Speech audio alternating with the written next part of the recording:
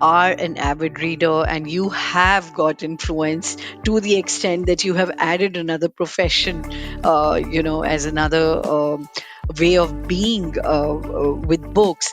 But what are some of the, let's say, movies, travel, shows, interactions that have really moved you from within? Like, you've not been the same person after that. I wouldn't say so many of movies or TV shows or anything, because I've always been more of a book and paper kind of a pen and paper kind of a person.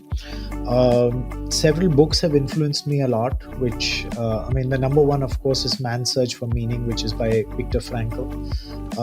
I've also been extremely touched by a book called Come Be My Light by Mother Teresa. This is again one of my most favorite books and one of my cherished books that I always like to read.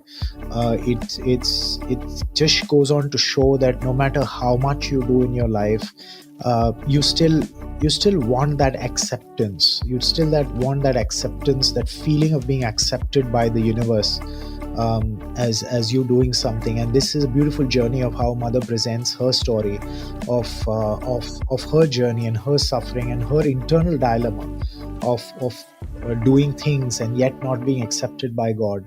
I admire her. I read a lot of her, and I've been I've been fortunate to actually visit the Mother House several times as part of my travels, and I get peace and solace when I'm in Mother House. I mean, it's one sad story that I always will remember for the rest of my life. But she unfortunately passed away on my birthday, and I will always remember that day.